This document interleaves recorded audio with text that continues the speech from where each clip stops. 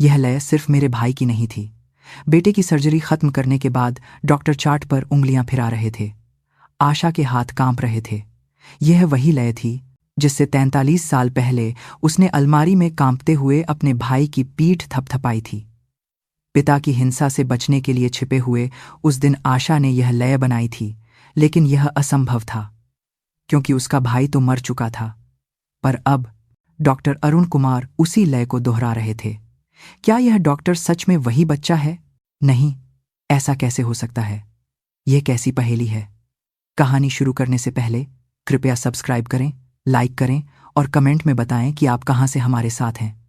मैं आपसे जुड़ना चाहती हूं। तो चलिए आज की कहानी शुरू करते हैं। बारिश की बूंदें खिड़की पर दस्तक दे रही थीं। सुबह के 5 बजे थे। आशा चाय बनाते हुए अपनी उंगलियों को देर तक देखती रही। फिल्टर पर गर्म पानी डालने से भाप उठ रही थी, लेकिन उसकी उंगलियां अजीब तरह से ठंडी थीं, जैसे 43 साल पहले उस रात बारिश में फिसले उस छोटे से हाथ का स्पर्श अब भी बाकी हो। आशा ने धीरे धीरे अपनी आंखें बंद कर लीं। यादें उमड़ पड़ीं। 9 साल की उस रात पिता की चीखें घर में गूंज रही थीं। कांच के दीवार से टकराकर टूटने की आवाज, मां की चीख और अलमारी में कांपते हुए 6 साल के अरुण का छोटा सा हाथ। आशा ने भाई की पीठ पर 5 बार थपथपाया, थक थक थक थक थक, और फुसफुसाई, डरो मत, मैं हूं ना। लेकिन अचानक छाए सन्नाटे के बाद मां ने अलमारी का दरवाजा खोला और जल्दी से कहा, जल्दी करो, हमें अभी निकलना है। वे तीनों बरसती बारिश में भागे। गली अंधेरी और फिसलन भरी थी। आशा ने मां का हाथ पकड़ा था और अरुण ने आशा का कुर्ता कसकर पकड़ रखा था। उस छोटे हाथ की पकड़ आज भी महसूस होती थी। दीदी, अरुण की आवाज सुनाई दी। मुड़कर देखा तो भाई बारिश के पानी के गड्ढे में फिसलकर गिर गया था। जैसे ही आशा ने हाथ बढ़ाया, पिता के खुरदुरे हाथ ने अरुण की बांह पकड़ ली। अरुण! आशा चीखी, लेकिन मां ने उसे और कसकर पकड़ लिया। नहीं आशा, अगर हम भी पकड़े गए तो सब खत्म हो जाएगा। नहीं अरुण, मेरा अरुण। आशा रोते हुए पीछे मुड़ी। बारिश में अरुण का छोटा सा चेहरा दूर होता जा रहा था। भाई रो नहीं रहा था, बस आशा को देख रहा था। उसकी आंखों में न तो शिकायत थी, न डर, बस अपनी दीदी पर विश्वास था। लेकिन जिस पिता से वे मुश्किल से भागे थे, उसके पास भाई को ढूंढने वापस नहीं जा सकते थे। 16 साल की होने पर आशा ने हिम्मत करके पिता से मुलाकात की। एक पुराने से कमरे में सिगरेट पीते हुए पिता ने आशा को देखकर ताना मारा। अरुण कहाँ गया? जानना चाहती है। आशा ने सांस रोककर सिर हिलाया। पिता ने सिगरेट को रागदानी में मसलते हुए लापरवाही से कहा, मर गया, वह अब नहीं है। यह एक शब्द चाकू की तरह सीने में उतर गया। आशा कुछ बोल नहीं पाई, बस वहीं खड़ी रही। आंसू भी नहीं निकले, बस मुश्किल से सांस ले पा रही थी। उस दिन के बाद आशा अरुण की याद में जीने लगी, लेकिन दिल के एक कोने में हमेशा एक सवाल रहता था, क्या वह सच में मर गया? कहीं वह जिंदा तो नहीं है? आशा ने अपनी आंखें खोलीं। चाय बन चुकी थी। उसने एक घूंट लिया। कड़वा स्वाद जीभ पर फैल गया। बाहर अब भी बारिश हो रही थी। अरुण, मुझे माफ कर दो। आशा की आवाज बारिश के शोर में खो गई। आशा अब 52 साल की हो चुकी थी। उसने अपनी छोटी सी चाय की दुकान का दरवाजा खोला और दिन की शुरुआत की। सुबह 8 बजे चाय की पत्तियां पीसना, मशीन गर्म करना और मेजें साफ करना, यह उसकी रोज की दिनचर्या थी। ग्राहक चाय पीते हुए हंसते बोलते थे और आशा मुस्कुराकर ऑर्डर लेती थी। दीदी, आज चाय की खुशबू कुछ खास है, एक पुराने ग्राहक ने कहा। आशा ने धन्यवाद कहा, लेकिन उसके लिए चाय की खुशबू से ज्यादा गहरी एक और गंध थी, बारिश की सौंधी महक। जब भी बारिश होती, आशा को वह दिन याद आ जाता। खिड़की पर गिरती हर बूंद के साथ 43 साल पहले गली में फिसले 6 साल के अरुण का चेहरा याद आता। वह छोटा सा हाथ जो उसके हाथ से छूट गया था, वह पल कल की तरह ताज़ा था। दोपहर 3 बजे के आसपास जब भीड़ कम हुई, तो आशा खिड़की के पास बैठ गई। बाहर हल्की बूंदाबांदी हो रही थी। आशा ने अपने हाथों को देखा। 52 साल के हाथों में झुर्रियां थीं और वे खुरदुरे हो गए थे, लेकिन उन्हें आज भी उस दिन का स्पर्श याद था। दीदी, आप ठीक हैं? उसकी सहायक 20 साल की सुनीता ने चिंता से पूछा। हाँ, ठीक हूं, बस बारिश हो रही है। आशा ने सिर हिलाकर जवाब दिया। सुनीता एक खुशमिजाज और मासूम लड़की थी जो हर दिन मुस्कुराकर काम करती थी। आशा उसे देखकर सोचती, इस उम्र में मैं कैसी थी। 24 साल की आशा तो पहले ही गहरे दुख के साथ जी रही थी। दीदी, बारिश के दिनों में आपका चेहरा बदल जाता है, सुनीता ने धीरे से कहा। अच्छा, हाँ, ऐसा लगता है जैसे आप कहीं दूर देख रही हैं। आशा कुछ देर चुप रही, फिर धीरे से बोली, इंसान खोई हुई चीजों को कभी नहीं भूल सकता जब तक वह जिंदा है। सुनीता शायद उस बात का पूरा मतलब नहीं समझ पाई। उसने बस सिर हिला दिया। आशा ने भी और कुछ नहीं समझाया। वह कैसे समझाती? 43 सालों से सीने में दबा यह बोझ, हर बारिश में फिर से जिंदा हो जाने वाला अपराध बोध। शाम 6 बजे दुकान बंद करने की तैयारी करते हुए आशा ने फिर बाहर देखा। बारिश अब भी हो रही थी। कांच पर फिसलती बूंदों को देखकर आशा ने अरुण का चेहरा याद किया। मरने की खबर सुनने के बाद आशा अरुण की याद में जीती रही, लेकिन दिल में हमेशा एक सवाल था, क्या वह सच में मर गया? कहीं वह जिंदा तो नहीं है? लेकिन समय के साथ आशा को समझ आया कि चाहे वह मर गया हो या जिंदा, दुख नहीं बदलता। खोया हुआ इंसान यादों में हमेशा जिंदा रहता है और वह यादें जिंदगी का हिस्सा बन जाती हैं। आशा ने धीरे धीरे बत्तियां बुझाईं और दुकान का ताला लगाया। छाता खोलकर बारिश में चलते हुए वह धीरे से बुदबुदाई, अरुण, आज फिर बारिश हो रही है। क्या तुम भी कहीं से इस बारिश को देख रहे हो? उसकी आवाज बारिश में खो गई, लेकिन आशा जानती थी यह दुख जिंदगी भर उसके साथ रहेगा और यही उसके जीने का तरीका है। बारिश रात भर होती रही। शाम 6:30 बजे आशा आखिरी ग्राहक को विदा कर दुकान बंद करने ही वाली थी। दिन भर खड़े रहने से पिंडलियों में भारीपन महसूस हो रहा था। मेजें साफ करने और बर्तन धोने के बाद वह बत्ती बुझाने ही वाली थी कि फोन बजा। स्क्रीन पर रोहन नाम चमक रहा था, उसका 28 साल का बेटा। आशा ने मुस्कुराकर फोन उठाया। हाँ रोहन, खाना खाया? माँ। बेटे की आवाज सामान्य नहीं थी, उसमें हल्की सी कंपकंपी थी। आशा का हाथ पल भर के लिए रुक गया। क्या हुआ? क्या बात है? सांस लेने में दिक्कत हो रही है। रोहन की आवाज कमजोर होती जा रही थी। वह अपनी बात पूरी नहीं कर पा रहा था। तुम अभी कहाँ हो? आशा की आवाज में घबराहट थी। घर पर, लेकिन माँ, सीने में बहुत। अभी अस्पताल जाओ, माँ बस आ रही है। एम्बुलेंस बुलाओ, समझे? जी। रोहन, आशा ने फिर पुकारा, लेकिन फोन कट चुका था। उसके हाथ कांप रहे थे। आशा ने जल्दी से अपना बैग उठाया और दुकान का दरवाजा खोलकर बाहर भागी। वह ठीक से बत्तियां भी नहीं बुझा पाई थी।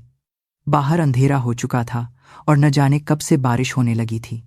आशा गाड़ी चलाते हुए उस काली कांधा अस्पताल के बारे में सोचने लगी जहां रोहन जा सकता था। घर के सबसे पास संजीवनी मल्टी स्पेशलिटी हॉस्पिटल था, 15 मिनट की दूरी। नहीं, शाम के इस वक्त तो 20 मिनट लग जाएंगे। ट्रैफिक लाइट लाल हो गई। आशा ने स्टीयरिंग व्हील को कसकर पकड़ा और सामने देखने लगी। बारिश की बूंदें शीशे पर पड़ रही थीं। वाइपर बारिश के पानी को साफ कर रहा था, लेकिन फिर भी साफ दिखाई नहीं दे रहा था। रोहन आशा का इकलौता सहारा था। पति 5 साल पहले एक सड़क हादसे में गुजर गए थे। उसके बाद से आशा और रोहन ही एक दूसरे के लिए थे। रोहन कम बोलता था, लेकिन अपनी माँ का बहुत ख्याल रखता था। वीकेंड पर वह दुकान पर आकर भारी सामान उठाने और खराब मशीनें ठीक करने में मदद करता था। लाइट हरी हो गई। आशा ने एक्सीलेटर दबाया। बारिश और तेज हो गई थी। आशा के दिमाग में तरह तरह के ख्याल आ रहे थे। अगर रोहन सांस नहीं ले पाया तो? अस्पताल पहुंचने से पहले कुछ हो गया तो? कहीं उसके दिल में कोई समस्या तो नहीं? स्टीयरिंग पकड़े हाथों में पसीना आ रहा था। आशा ने फिर से रोहन को फोन किया। घंटी बजती रही, पर किसी ने नहीं उठाया।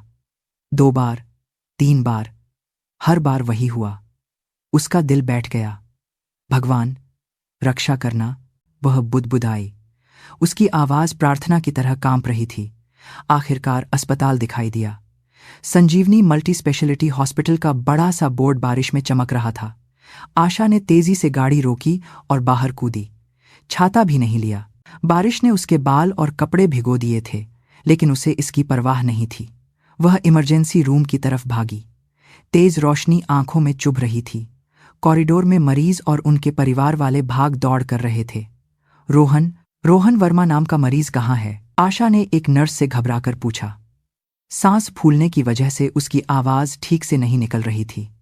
नर्स ने कंप्यूटर पर देखते हुए कहा, अभी उनका इलाज चल रहा है, कृपया थोड़ी देर इंतजार करें। मैं उसकी मां हूं, क्या मैं अंदर जा सकती हूं? जल्द ही डॉक्टर साहब बाहर आएंगे। आशा कॉरिडोर की एक कुर्सी पर बैठ गई। गीले कपड़ों से पानी टपक रहा था, लेकिन यह सब मायने नहीं रखता था। बस एक ही ख्याल दिमाग में घूम रहा था, मैं रोहन को नहीं खो सकती, कभी नहीं। आशा के हाथ अब भी कांप रहे थे। 30 मिनट बीत गए। आशा इमरजेंसी रूम के कॉरिडोर में बैठी रही। गीले कपड़े शरीर से चिपके हुए थे, लेकिन उसे इसकी कोई परवाह नहीं थी। कॉरिडोर से मरीजों को ले जाते स्ट्रेचर और भागते दौड़ते मेडिकल स्टाफ की आवाजें आ रही थीं। कहीं से बच्चे के रोने की आवाज आ रही थी, तो कहीं किसी की कराहने की। आशा के हाथ घुटनों पर रखे थे। उसने उंगलियों को कसकर पकड़ रखा था, लेकिन कंपन नहीं रुक रहा था। रोहन वर्मा के परिजन हैं? एक नर्स क्लिपबोर्ड लेकर बाहर आई। आशा फौरन खड़ी हो गई। जी, मैं हूं। मरीज की हालत अब स्थिर है, इमरजेंसी ट्रीटमेंट हो गया है। आगे की जांच के लिए उन्हें भर्ती करना होगा। कृपया इस फॉर्म पर साइन कर दीजिए। आशा ने कागज लिया। हाथ कांपने की वजह से अक्षर ठीक से दिखाई नहीं दे रहे थे। नर्स ने पेन देते हुए कहा, इंचार्ज डॉक्टर अरुण कुमार हैं, वो चेस्ट स्पेशलिस्ट हैं। उस पल आशा का हाथ रुक गया। अरुण कुमार, यह नाम उसके कानों में गूंज गया। बारिश में खोए भाई का नाम, जिस बच्चे के बारे में पिता ने कहा था कि वह मर गया। मैडम, नर्स ने फिर पुकारा। आशा होश में आई और सिर हिलाया। कांपते हाथों से उसने साइन किए। अक्षर टेढ़े मेढ़े थे, लेकिन नर्स ने बिना कुछ कहे कागज ले लिया। रोहन, मैं उससे मिल सकती हूं? उन्हें जल्द ही वार्ड में शिफ्ट किया जाएगा, कृपया थोड़ा इंतजार करें। नर्स चली गई और आशा फिर से कुर्सी पर बैठ गई। अरुण कुमार, क्या यह सिर्फ एक संयोग है? इस नाम के कितने लोग होंगे दुनिया में? लेकिन आशा का दिल तेजी से धड़कने लगा। एक अजीब सा एहसास हो रहा था। बड़ी मां, किसी ने आशा को पुकारा। आशा ने मुड़कर देखा तो एक नौजवान नर्स की यूनिफॉर्म में उसकी तरफ आ रहा था। लगभग 30-32 साल का चेहरा, सलीके से बने बाल और एक दोस्ताना मुस्कान। विक्रम, आशा ने उसे पहचान लिया। वह उसके पति का भतीजा था। हाँ जी, मैं ही हूं। सोचा नहीं था यहां मिलूंगा। आप रोहन भैया की वजह से आई हैं ना? विक्रम आशा के बगल में बैठते हुए बोला। उसकी आवाज में नरमी और चेहरे पर चिंता थी। तुम यहां काम करते हो? जी, पिछले साल से। मैं रोहन भैया का इंचार्ज नर्स तो नहीं हूं, पर इमरजेंसी में ड्यूटी थी तो पता चला। चिंता मत कीजिए बड़ी मां, मैं भैया का पूरा ध्यान रखूंगा। विक्रम ने आशा का हाथ हल्के से पकड़ा। उसका स्पर्श गर्म था। आशा ने सिर हिला दिया। विक्रम पति के जिंदा रहते अक्सर घर आया करता था। वह हमेशा विनम्र और मिलनसार था। पति के जाने के बाद भी वह कभी कभी फोन करके आशा का हालचाल ले लेता था। लेकिन विक्रम को देखते हुए आशा को एक अजीब सा एहसास हुआ। उसकी आंखों में कुछ ऐसा था जिसे समझाना मुश्किल था। मुस्कान तो थी, पर आंखें नहीं मुस्कुरा रही थीं। आशा को अचानक एक पुरानी याद आई, जब रोहन 10 साल का था और विक्रम 14 का। त्योहार पर रिश्तेदार जुटे थे और बच्चे खेल रहे थे। आशा रसोई में बर्तन धो रही थी कि अचानक रोहन की चीख सुनाई दी। भागकर देखा तो रोहन सीढ़ियों से लुढ़क गया था और विक्रम ऊपर हैरान खड़ा था। रोहन का पैर फिसल गया। विक्रम ने कहा था। एक बार और, जब रोहन मिडिल स्कूल में था, विक्रम के साथ स्विमिंग पूल गया था और रोहन पानी में डूब गया। गनीमत थी कि लाइफगार्ड ने बचा लिया, लेकिन रोहन काफी समय तक पानी से डरता रहा। भैया अचानक गहरे पानी में चले गए, विक्रम ने माफी मांगते हुए कहा था। हर बार आशा ने इसे एक हादसा माना। बच्चे खेलते हुए ऐसा कर सकते हैं, लेकिन अब सोचने पर जब भी विक्रम और रोहन अकेले होते थे, कुछ न कुछ जरूर होता था। बड़ी मां, आप ठीक हैं? विक्रम ने पूछा। हाँ, ठीक हूं। आशा ने सिर हिलाया, लेकिन उसके दिल में एक अजीब सी ठंडक थी, एक अनजानी बेचैनी। विक्रम अब भी मुस्कुरा रहा था। सर्जरी 3 घंटे तक चली। आशा ऑपरेशन थिएटर के बाहर कॉरिडोर में इंतजार करती रही। विक्रम अपनी ड्यूटी खत्म करके जा चुका था और आशा अकेली रह गई थी। दीवार पर लगी घड़ी की टिक टिक की आवाज बहुत तेज सुनाई दे रही थी। आशा कभी कुर्सी पर बैठती तो कभी उठकर टहलने लगती। वह कॉरिडोर में इधर उधर घूमते हुए अपने नाखून चबा रही थी। रात के 11 बजे के बाद ऑपरेशन थिएटर का दरवाजा खुला। एक डॉक्टर मास्क उतारते हुए बाहर निकला। वह लगभग 45-50 साल का था। सामान्य कद, छोटे कटे बाल और तीखी नजरें। उसके चेहरे पर थकान साफ झलक रही थी। रोहन वर्मा के परिजन? जी, मैं हूं। आशा तेजी से आगे बढ़ी। मैं chest specialist doctor Arun Kumar हूं। सर्जरी सफल रही, उसने शांत आवाज में कहा। हाथ में पकड़े चार्ट को खोलकर वह समझाने लगा। न्यूमोथोरैक्स था। फेफड़ों में एक छेद हो गया था जिससे हवा लीक हो रही थी। सींग निमोजॉक फाजेन देखतानोदे ताकिना मेंथेवा आरिमा सेंदेष्टा ख्वेफु निवा ईशु जेन होदो मितेकुदासाई। आशा ने राहत की सांस ली। उसके पैरों में जान नहीं बची और वह लड़खड़ा गई। आप ठीक हैं? डॉक्टर अरुण ने आशा का हाथ पकड़कर सहारा दिया। जी, ठीक हूं। बस तनाव दूर हुआ तो, आशा ने सिर हिलाकर कहा। डॉक्टर अरुण ने चार्ट पलटते हुए एक पेन निकाला। कुछ लिखने के लिए उसने पेन को चार्ट पर रखा। फिर कुछ सोचते हुए उसने अनजाने में पेन की नोक से चार्ट को थपथपाया। थक थक थक थक थक। उस पल आशा का पूरा शरीर सुन्न पड़ गया। यह लय 43 साल पहले अलमारी में कांपते हुए 6 साल के अरुण की पीठ को थपथपाने वाली लय। पिता की हिंसा से डरकर रोते हुए भाई को शांत कराने के लिए आशा ने अपनी हथेली से 5 बार थपथपाया था। थक थक थक थक थक थक। अरुण उसके बाद जब भी घबराता तो इसी लय में आसपास की किसी चीज को थपथपाने लगता था। मेज का कोना, दीवार या अपने घुटने। जैसे वह यह पक्का कर रहा हो कि दीदी पास में है। आशा का दम घुटने लगा। मैडम, डॉक्टर अरुण ने आशा को पुकारा। जी। आशा ने होश में आकर उसे देखा।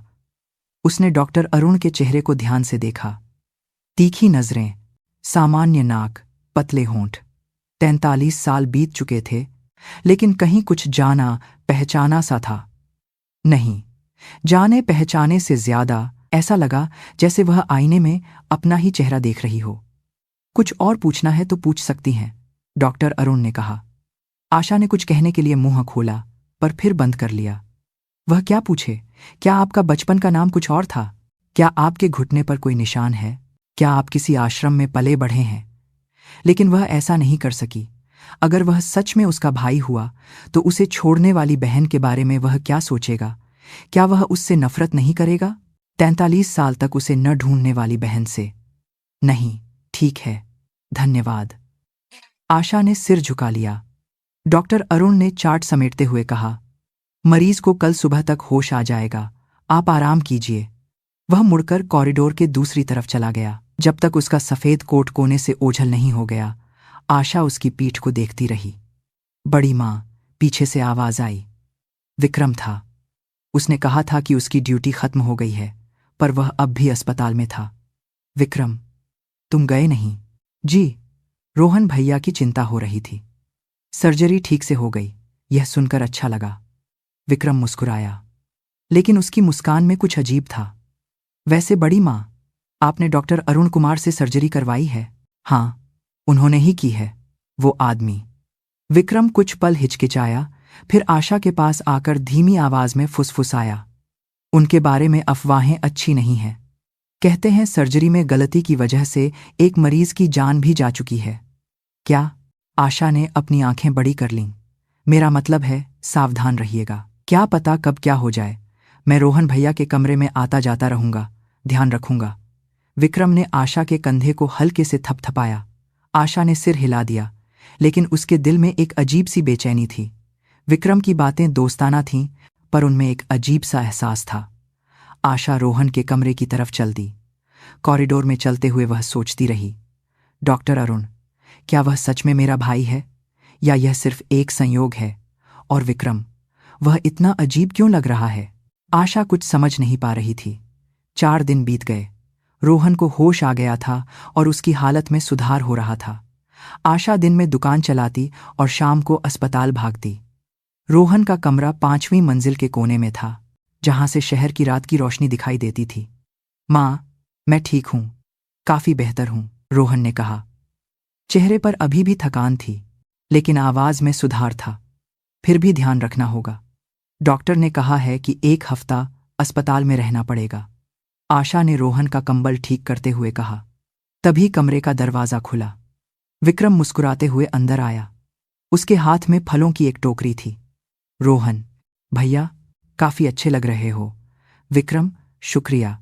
तुम्हारी ड्यूटी नहीं है? आज छुट्टी है, बस ऐसे ही मिलने आ गया। विक्रम ने फलों की टोकरी मेज पर रखी और आशा की तरफ देखा। बड़ी माँ, आप बहुत थकी हुई लग रही हैं। दुकान और अस्पताल के चक्कर में थक जाती होंगी। कोई बात नहीं, बस रोहन जल्दी ठीक हो जाए, आशा ने सिर हिलाकर जवाब दिया। विक्रम एक कुर्सी खींचकर आशा के बगल में बैठ गया।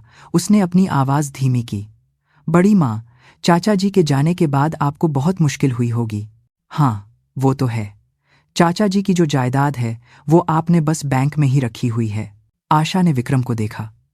यह एक अचानक पूछा गया सवाल था। हाँ, बस ऐसे ही रखी है। बड़ी माँ, आजकल के जमाने में पैसे को बढ़ाना चाहिए। मैं एक ऐसी जगह जानता हूं जहां निवेश करने से पैसा 2 गुना, तिगुना हो सकता है। विक्रम की आंखों में एक चमक थी। आशा ने मुस्कुराकर कहा। विक्रम, मुझे इन सब चीजों की समझ नहीं है। जैसे जी रही हूं वैसे ही ठीक है। रोहन भैया को भी पैसों में कोई दिलचस्पी नहीं है। भैया सीधे तो हैं, पर बहुत भोले हैं। उन्हें दुनियादारी की समझ नहीं है, विक्रम ने रोहन को देखते हुए कहा। उसके लहजे में कुछ अजीब था। आशा को एक असहजता महसूस हुई, लेकिन विक्रम अब भी मुस्कुरा रहा था।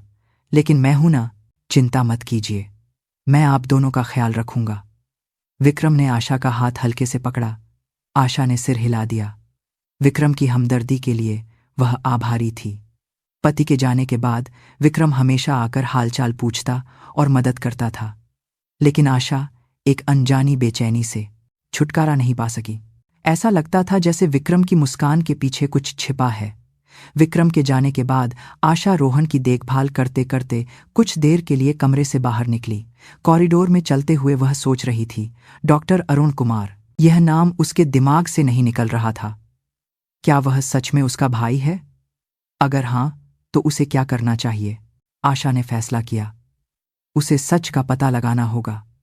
अगले दिन वह एक प्राइवेट जासूस के ऑफिस गई। एक छोटी सी इमारत की दूसरी मंजिल पर, एक शांत जगह। मेज के पीछे एक 40 साल का आदमी बैठा था। मैं कैसे मदद कर सकता हूं?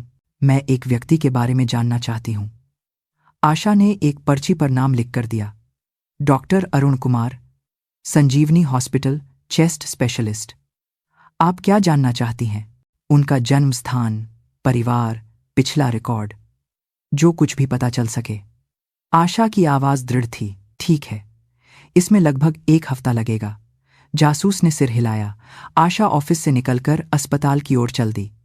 कॉरिडोर में चलते हुए उसका दिल धड़क रहा था। क्या 43 साल बाद वह अपने भाई को ढूंढ पाएगी, या वह सिर्फ उसी नाम का कोई और व्यक्ति होगा? कमरे में लौटते समय आशा अचानक रुक गई। कॉरिडोर के दूसरे छोर पर विक्रम किसी से बात कर रहा था। जैसे ही आशा पास जाने लगी, उसे विक्रम का चेहरा दिखाई दिया। वह मुस्कुरा नहीं रहा था। उसका चेहरा ठंडा और कठोर था। सामने वाली एक नर्स थी। विक्रम उसे कुछ दे रहा था और नर्स सिर हिला रही थी। आशा को देखते ही विक्रम मुड़ा। पलक झपकते ही उसका चेहरा बदल गया। वही दोस्ताना मुस्कान। बड़ी माँ, आप आ गईं? हाँ, तुम क्या बात कर रहे थे? बस काम की बात थी। चलिए।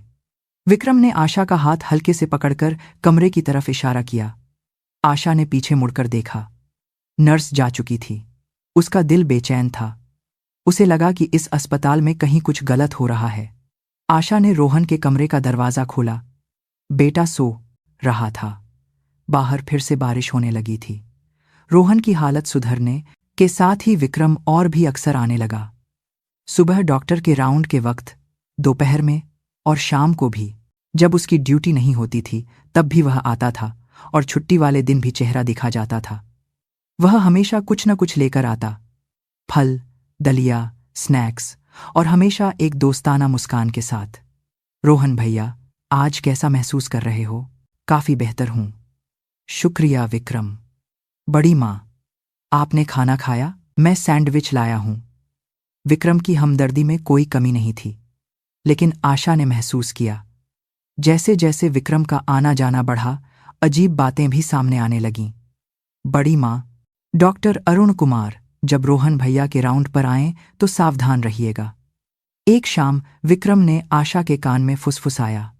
क्यों, कोई समस्या है क्या? बस मैंने सुना है कि वह अक्सर दवा देने में गलती कर देते हैं। विक्रम की आवाज में गहरी चिंता थी। दवा देने में गलती? जी, मेरे साथियों ने बताया। कहते हैं उनके हाथ कांपते हैं। सर्जरी में भी अक्सर गलतियां होती हैं। आशा चुप रही। लेकिन रोहन की सर्जरी तो ठीक हुई। यह तो किस्मत की बात है, लेकिन रिकवरी के दौरान कुछ गलत हो गया तो? मैं पास रहकर सब पर नजर रखूंगा, विक्रम ने आशा का हाथ कसकर पकड़ते हुए कहा। कुछ समय बाद अस्पताल के सुझाव बोर्ड पर एक गुमनाम पोस्ट आई। शीर्षक था, क्या हम डॉक्टर अरुण कुमार पर भरोसा कर सकते हैं? मैं इस अस्पताल में इलाज करा रहे एक मरीज का परिवार वाला हूं। डॉक्टर अरुण कुमार इंचार्ज थे, लेकिन सर्जरी के बाद समस्याएं आ गईं। रिकवरी में भी कई दिक्कतें हुईं। दूसरे मरीजों से भी सावधान रहने का अनुरोध है। आशा के हाथ कांपने लगे। बड़ी माँ, पीछे से विक्रम की आवाज आई। आपने देखा डॉक्टर अरुण कुमार के बारे में पोस्ट? हाँ, अभी देखा। मैंने आपसे कहा था ना, डॉक्टर साहब के बारे में अफवाहें अच्छी नहीं हैं। विक्रम ने बोर्ड को देखते हुए सिर हिलाया। अफसोस कि हमारे रोहन भैया का ऑपरेशन उन्हीं ने किया। आशा कुछ नहीं बोली। उसका दिल भारी हो गया था। उस रात आशा रोहन के कमरे में बैठी थी। रोहन सो रहा था और बाहर अंधेरा था। कॉरिडोर से नर्सों की आवाजें आ रही थीं। डॉक्टर अरुण कुमार, पता है, वो आजकल कुछ अजीब नहीं लग रहे। हाँ, बोर्ड पर पोस्ट भी लगी है। मैंने भी देखा। किसने लगाई होगी? गुमनाम है, पर लिखा तो बहुत गंभीर था। आशा ने दरवाजे की तरफ देखा। नर्सें कॉरिडोर से गुजरते हुए बातें करती रहीं।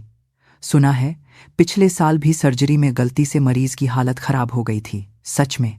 तो वह अब तक यहां क्यों है? शायद कोई सबूत नहीं मिला होगा। आवाजें दूर हो गईं।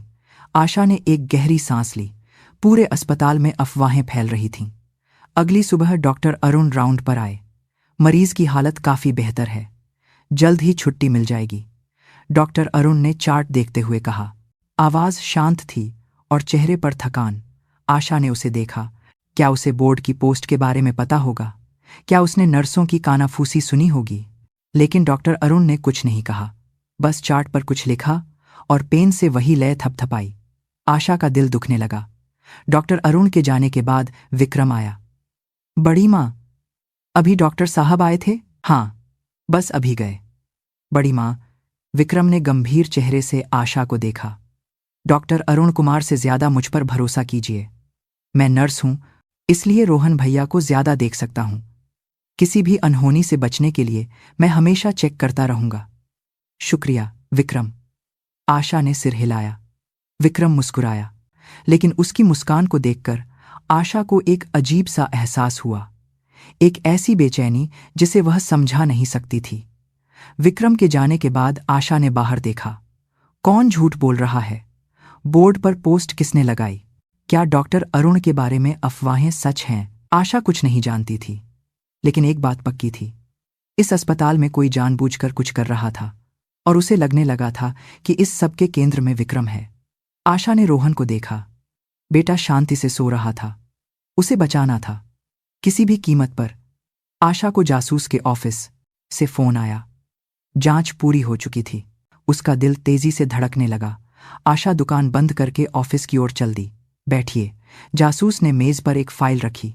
उसमें कुछ दस्तावेज और तस्वीरें थीं। यह डॉक्टर अरुण कुमार के बारे में जांच का नतीजा है। जासूस ने पहला पन्ना पलटते हुए कहा, जन्म स्थान मुंबई है, सटीक रूप से मुंबई के धारावी इलाके से। आशा के हाथ कांपने लगे। धारावी, जहां वह बचपन में रहती थी। माता पिता रिकॉर्ड में नहीं है, वह एक आश्रम से हैं। मुंबई के सूर्योदय बाल गृह में पले बढ़े हैं। 7 साल की उम्र में वहां आए थे। 7 साल। आशा ने सांस रोक ली। 43 साल पहले उस रात अरुण 6 साल का था। क्या उसके बाद वह 1 साल तक पिता के साथ रहा और फिर आश्रम भेज दिया गया? और यह एक खास बात है। जासूस ने एक कागज दिया। आश्रम में दाखिले के रिकॉर्ड के मुताबिक उनके शरीर पर कई चोटों के निशान थे। ऐसा लगता है कि उनके साथ दुर्व्यवहार हुआ था, खासकर दाहिने घुटने पर एक्स के आकार का निशान था। आशा की आंखों के सामने धुंधलापन छा गया। एक्स का निशान 5 साल की उम्र में। अरुण पिता की मार से गिरकर कांच के टुकड़े पर जा गिरा था। बहुत खून बहा था और ठीक से इलाज न होने की वजह से निशान रह गया था। 2 गहरे घाव एक दूसरे को काटते हुए एक्स बनाते थे। मैडम, जासूस ने पूछा। आशा ने सिर उठाया। आंखों में आंसू थे, पर उसने रोक लिए। मैं ठीक हूं, आगे बताइए। उसके बाद वह आश्रम में पले बढ़े और खूब पढ़ाई की।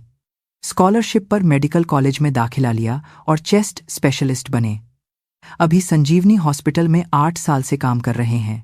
जासूस ने कुछ तस्वीरें निकालीं। डॉक्टर अरुण की तस्वीरें थीं। अस्पताल के कॉरिडोर में चलते हुए, अपने ऑफिस में बैठे हुए। परिवार? आशा ने पूछा। शादी नहीं हुई है और कोई भाई बहन भी नहीं है। बिल्कुल अकेले हैं, बिल्कुल अकेले। यह शब्द दिल में चुभ गया। लेकिन एक अजीब बात है, जासूस ने आगे कहा। हाल ही में डॉक्टर अरुण कुमार के बारे में अस्पताल में बुरी अफवाहें फैल रही हैं, मेडिकल लापरवाही की, गलतियों की। लेकिन जब मैंने असलियत पता की तो ऐसा कोई रिकॉर्ड नहीं मिला। नहीं मिला? जी, बल्कि उनकी छवि काफी अच्छी है। मरीजों की संतुष्टि दर ऊंची है और सर्जरी की सफलता दर भी अस्पताल के औसत से ज्यादा है। समझ नहीं आ रहा कि अचानक ऐसी अफवाहें क्यों फैल रही हैं। आशा ने जासूस से फाइल ले ली। उसके हाथ लगातार कांप रहे थे। शुक्रिया। ऑफिस से निकलकर सड़क पर चलते हुए उसके पैरों में जान नहीं बची। आशा पास के एक पार्क की बेंच पर बैठ गई। उसने फाइल खोलकर फिर से पढ़ी। मुंबई, धारावी, आश्रम, 7 साल की उम्र, दाहिने घुटने पर एक्सएच का निशान, सब कुछ मिल रहा था। डॉक्टर अरुण ही अरुण था। 43 साल पहले बारिश में खोया हुआ उसका भाई। आशा अपने आंसू नहीं रोक सकी। वह पार्क की बेंच पर बैठकर चुपचाप रोती रही। आते जाते लोग उसे अजीब तरह से देख रहे थे, पर उसे कोई फर्क नहीं पड़ा। वह जिंदा था। उसका भाई जिंदा था। पिता ने कहा था कि वह मर गया, पर वह झूठ था। अरुण आश्रम में पलकर अकेले ही बड़ा हुआ। पिता के जुल्म सहे, अकेलापन झेला और डॉक्टर बन गया। आशा ने फाइल को सीने से लगा लिया। अरुण, मुझे माफ कर दो। सच में माफ कर दो। ये शब्द अपने आप निकल गए। काफी देर बैठे रहने के बाद आशा उठी। उसे अस्पताल जाना था। डॉक्टर अरुण से मिलना था। नहीं, अरुण से मिलना था। लेकिन उसके कदम नहीं उठ रहे थे। वह क्या कहेगी? 43 साल बाद आई बहन को अरुण कैसे अपनाएगा? आशा को वह रात याद आई। बारिश में फिसला अरुण, पिता के हाथों पकड़ा गया भाई और मां का हाथ पकड़कर भागती हुई वह खुद। क्या अरुण अपनी बहन से नफरत नहीं करेगा? उसे छोड़कर जाने वाली बहन से, 43 साल तक उसे न ढूंढने वाली बहन से।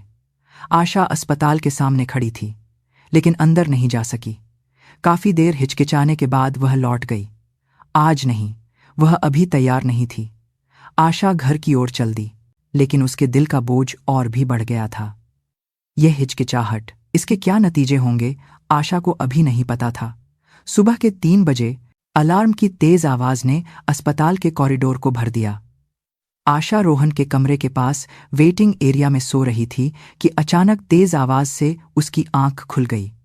उसका दिल धक से रह गया। आशा उठकर कॉरिडोर की ओर भागी। रोहन के कमरे से लाल बत्ती जल बुझ रही थी। नर्सें तेजी से दौड़ रही थीं। जैसे ही उसने कमरे का दरवाजा खोला, आशा रुक गई। डॉक्टर अरुण ने विक्रम की कलाई को कसकर पकड़ रखा था।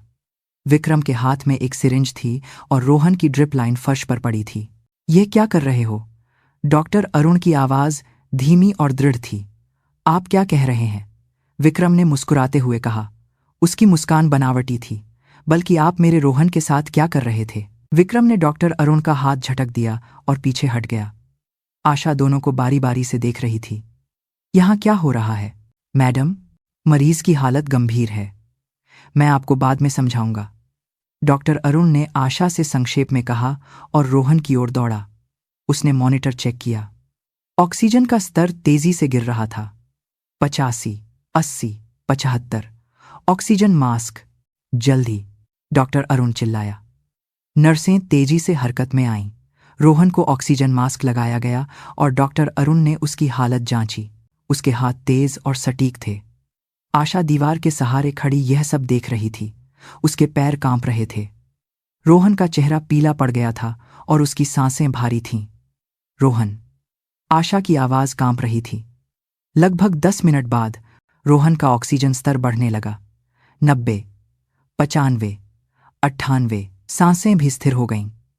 डॉक्टर अरुण ने माथे का पसीना पोंछा और मॉनिटर देखा। शुक्र है, अब वह ठीक है, उसने आशा की ओर मुड़कर कहा। आशा रोहन के पास गई और उसका हाथ पकड़ा। हाथ ठंडा था। आंसू बहने लगे। डॉक्टर साहब, आखिर हुआ क्या था? आशा ने पूछा। डॉक्टर अरुण ने फर्श पर पड़ी ड्रिप लाइन की ओर इशारा किया, फिर बिस्तर के पास रखी मेज से एक दवा का लेबल उठाया। लाइन बदल दी गई थी और यह दवा का लेबल भी बदला हुआ लगता है। आप क्या कहना चाहते हैं? यह वह दवा नहीं है जो मैंने बताई थी। अगर यह उसे दे दी जाती। डॉक्टर अरुण चुप हो गया, लेकिन उसकी चुप्पी और भी डरावनी थी। मैं राउंड पर था जब मुझे कुछ अजीब लगा और मैं अंदर आया। मैंने देखा कि नर्स विक्रम लाइन बदलने की कोशिश कर रहा था। विक्रम कॉरिडोर के एक कोने में खड़ा हाथ बांधे सुन रहा था। उसके चेहरे पर अब भी मुस्कान थी। मैं तो सामान्य रूप से लाइन बदल रहा था। डॉक्टर साहब अचानक आ गए और गलत समझ लिया। विक्रम ने शांति से कहा, तो फिर लेबल क्यों बदला हुआ था? मैंने नहीं बदला, वह पहले से ही वैसा था। दोनों की नजरें टकराईं। नर्सिंग सुपरवाइजर तेजी से अंदर आई। क्या हुआ है? जांच की जरूरत है। मरीज को गलत दवा दी जाने वाली थी, डॉक्टर अरुण ने कहा। सुपरवाइजर ने स्थिति को समझा और रिकॉर्ड चेक करने के लिए चली गई। विक्रम भी उसके साथ चला गया। आशा रोहन का हाथ पकड़े बैठी रही। रोहन सो रहा था, लेकिन उसकी सांसें नियमित थीं। डॉक्टर साहब, आशा ने पुकारा। जी, रोहन को बचाने के लिए शुक्रिया। डॉक्टर अरुण ने सिर हिलाया। फिर चार्ट ठीक करते हुए उसने अनजाने में पेन से थपथपाया। थक थक थक थक। आशा उस आवाज को सुनते हुए आंसू पी गई। डॉक्टर अरुण के जाने के बाद आशा ने बाहर देखा। सुबह का आसमान अभी भी अंधेरा था। अगले दिन दोपहर में आशा को नर्सिंग सुपरवाइजर ने बुलाया। हमने कल रात की घटना की जांच की है। सुपरवाइजर ने एक फाइल खोली। मेडिकल रिकॉर्ड के मुताबिक डॉक्टर अरुण कुमार ने गलत दवा का निर्देश दिया था। क्या? आशा ने अपनी आंखें बड़ी कर लीं। यहां देखिए। रिकॉर्ड के हिसाब से डॉक्टर साहब ने ज्यादा डोज देने का निर्देश दिया था और नर्स विक्रम ने उसे देखकर बदलने की कोशिश की थी। तो क्या गलती डॉक्टर साहब की थी? रिकॉर्ड तो यही कहता है। आशा ने फाइल को देखा। उस पर साफ साफ डॉक्टर अरुण का साइन था और गलत डोज लिखी हुई थी, लेकिन कुछ अजीब था। आशा को कल रात की याद आई। डॉक्टर अरुण का विक्रम की कलाई पकड़ना, फर्श पर पड़ी लाइन और विक्रम की बनावटी मुस्कान। कोई झूठ बोल रहा था और रिकॉर्ड में हेरफेर किया गया था। आशा कमरे में लौटी। रोहन जाग रहा था। माँ, कल रात कुछ हुआ था क्या? नहीं बेटा, कुछ नहीं हुआ, आशा ने मुस्कुराते हुए कहा, लेकिन उसका दिल बेचैनी से भरा था। कोई इस मामले को अपने मन मुताबिक दिशा दे रहा था और उसके निशाने पर डॉक्टर अरुण और रोहन थे। उस सुबह की घटना के बाद अस्पताल में अफवाहों का बाजार गर्म हो गया। सुना है डॉक्टर अरुण कुमार ने फिर कोई गड़बड़ कर दी। हाँ, कल सुबह 5वीं मंजिल पर हंगामा हुआ था। मरीज की हालत तो बहुत खराब हो गई थी। कॉरिडोर में नर्सों की फुसफुसाहट सुनाई दी। आशा के पास से गुजरते ही वे चुप हो गईं। एक अजीब सी खामोशी छा गई और नर्सें इधर उधर चली गईं। आशा का दिल भारी हो गया। अस्पताल की लॉबी में जाकर देखा तो नोटिस बोर्ड पर एक और पोस्ट लगी थी। डॉक्टर अरुण कुमार की लगातार मेडिकल लापरवाही। अस्पताल कब तक चुप रहेगा? आशा वह पोस्ट पढ़ते हुए कांपने लगी। पोस्ट में तारीख, समय और विश्वसनीय लगने वाली बातें लिखी थीं, लेकिन आशा जानती थी डॉक्टर अरुण ने रोहन को बचाया था। अगर वह न होते तो रोहन खतरे में होता। कितनी भयानक बात है ना? पीछे से आवाज आई। एक अनजान तीमारदार था। मेरी माँ का ऑपरेशन भी इसी डॉक्टर ने किया था। अब सोचकर डर लगता है। उन्होंने कुछ गलत नहीं किया, आशा ने कहा। उसकी आवाज कांप रही थी, पर दृढ़ थी। लेकिन उनके खिलाफ इतनी सारी पोस्ट हैं। वह आदमी हैरान होकर आशा को देखकर चला गया। आशा अकेली खड़ी रह गई। उसे लोगों की नजरें महसूस हो रही थीं। फुसफुसाहट सुनाई दे रही थी। यह भी उसी डॉक्टर की मरीज की माँ है। ओह बेचारी। आशा नोटिस बोर्ड से मुड़कर कमरे की ओर चल दी। कॉरिडोर में चलते हुए उसका दिल भारी था। उसे अकेलापन महसूस हो रहा था। कमरे में पहुंची तो विक्रम वहां था। वह रोहन के पास बैठकर मुस्कुरा रहा था। बड़ी माँ, आप आ गईं? मैं रोहन भैया से बात कर रहा था। शुक्रिया विक्रम, आशा ने थकी हुई आवाज में कहा। विक्रम ने आशा को ध्यान से देखा। बड़ी माँ, आपका चेहरा उतरा हुआ है। बहुत परेशान हैं क्या? नहीं, ठीक हूं।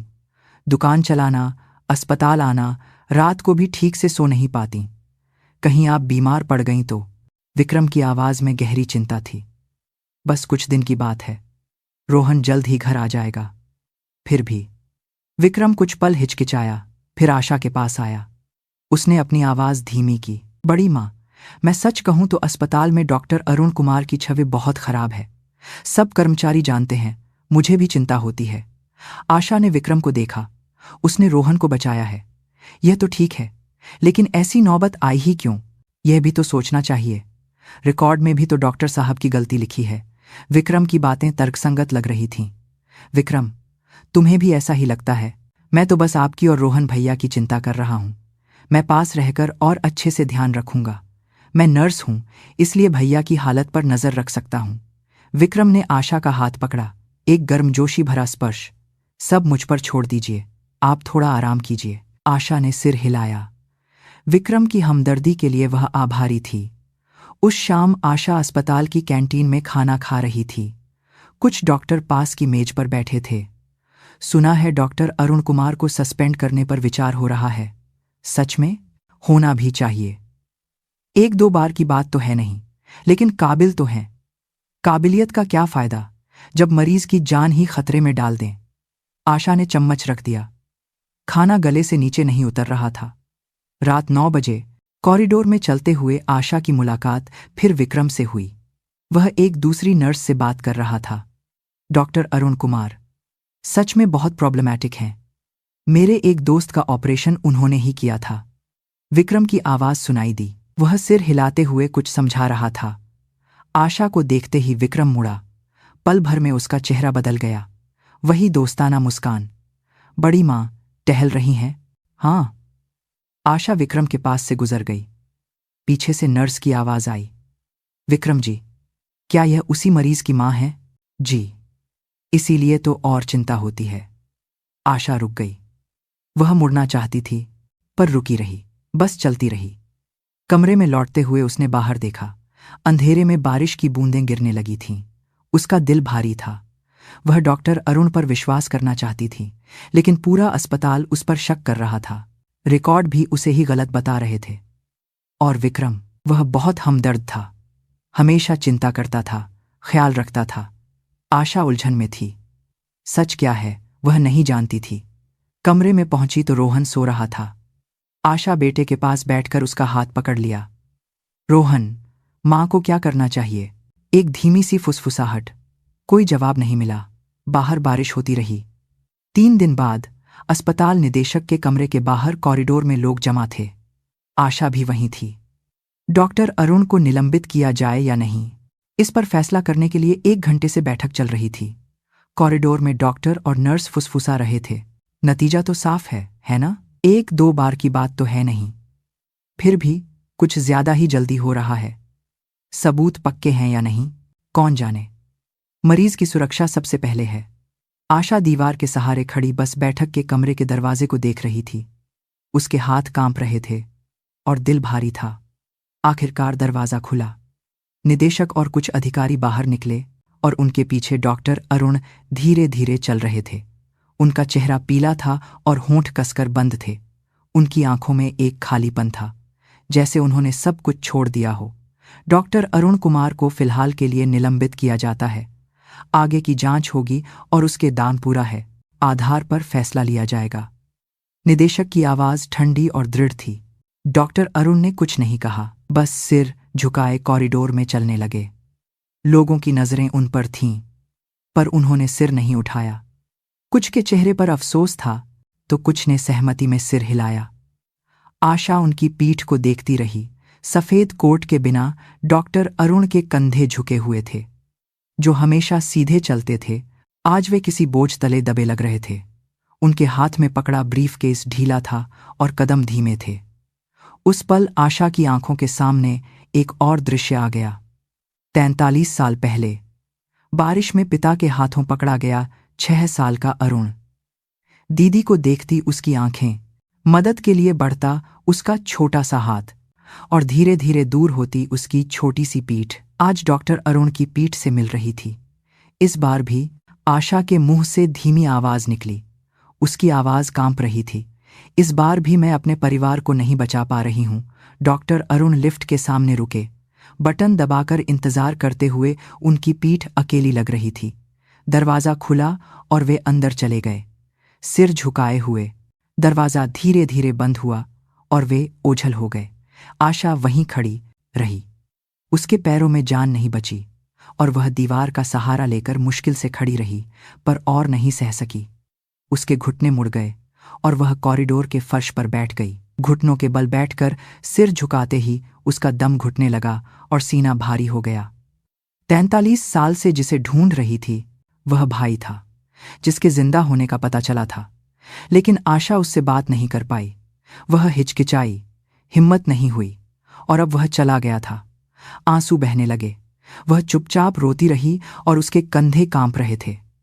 मैडम, आप ठीक हैं? एक नर्स पास आकर चिंता से पूछने लगी। आशा ने जवाब नहीं दिया, बस सिर हिला दिया। नर्स ने परेशान होकर एक गिलास पानी दिया और चुपचाप चली गई। काफी देर वह वहीं बैठी रही। लोग गुजरते रहे, पर आशा ने सिर नहीं उठाया। कदमों की आहट पास आकर रुकी। बड़ी माँ, विक्रम की आवाज थी, नरम और चिंता भरी। आशा ने धीरे धीरे सिर उठाया। उसका चेहरा आंसुओं से भीगा हुआ था। विक्रम हैरान होकर घुटनों के बल आशा के सामने बैठ गया। बड़ी माँ, यह क्या हुआ? उठिए। विक्रम ने आशा का हाथ पकड़कर उठाया। आशा लड़खड़ाते हुए मुश्किल से उठी और विक्रम उसे पास की एक कुर्सी पर ले गया। बहुत परेशान है ना? मैं समझता हूं। विक्रम आशा के बगल में बैठकर उसके कंधे को हल्के से थपथपाने लगा। बड़ी माँ, सच कहूं तो डॉक्टर अरुण कुमार के साथ जो हुआ, उसका मुझे दुख है, लेकिन शायद यह रोहन भैया के लिए अच्छा ही है। आशा ने आंसू पोंछते हुए विक्रम को देखा। अब कोई और डॉक्टर रोहन भैया का इलाज करेंगे, कोई भरोसेमंद और काबिल डॉक्टर। विक्रम की बातें तर्कसंगत थीं, लेकिन आशा का दिल और भी भारी हो गया। और बड़ी माँ, विक्रम ने अपनी आवाज और भी धीमी कर ली। उसने आसपास देखा और आशा के करीब आ गया। रोहन भैया के ठीक होने के बाद बहुत सारे खर्चे होंगे। फिजियोथेरेपी करवानी होगी, दवाइयों का खर्च भी कम नहीं होगा, और रेगुलर चेकअप के लिए भी जाना पड़ेगा। वह मैं देख लूंगी। आशा की आवाज धीमी और कांपती हुई थी। बड़ी माँ, अकेले दुकान चलाते हुए? सच कहूं तो आप बहुत थक चुकी हैं। विक्रम ने आशा के हाथ को अपने दोनों हाथों में ले लिया। एक गर्मजोशी भरा स्पर्श। चाचा जी की जो जायदाद है, अगर उसे सही से मैनेज किया जाए तो रोहन भैया का इलाज तो होगा ही, आप भी आराम से रह सकती हैं। मुझ पर छोड़ दीजिए, मैं आपकी मदद करूंगा। आशा ने विक्रम को देखा। उसकी आंखों में सच्चाई और चेहरे पर सच्ची चिंता थी।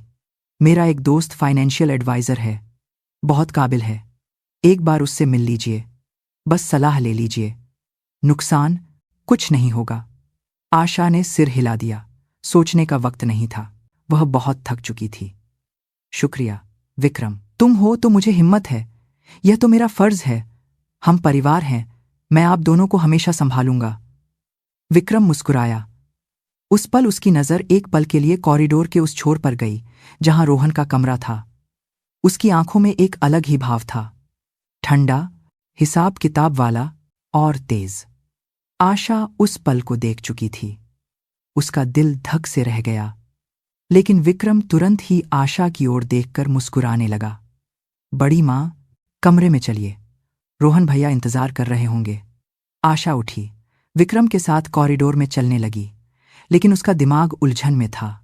डॉक्टर अरुण चला गया था, उसने अपने भाई को फिर से खो दिया था। और विक्रम, उसकी वह नज़र। आशा कुछ नहीं समझ पा रही थी, लेकिन एक बात पक्की थी, कुछ गलत हो रहा था, और उसके केंद्र में रोहन था। आशा ने कमरे का दरवाज़ा खोला। रोहन खिड़की से बाहर देख रहा था। माँ, क्या हुआ? आप रोई थीं? रोहन ने चिंता से पूछा।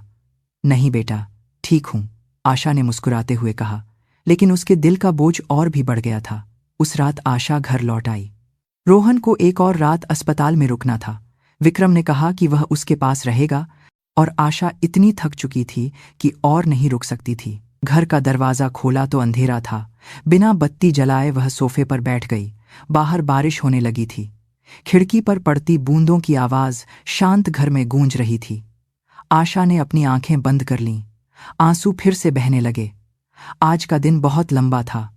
डॉक्टर अरुण का जाना, कॉरिडोर में बैठकर रोना, विक्रम की ठंडी नज़र, सब कुछ दिमाग में घूम रहा था। काफी देर बैठे रहने के बाद आशा उठी। बेडरूम में जाकर अलमारी खोली।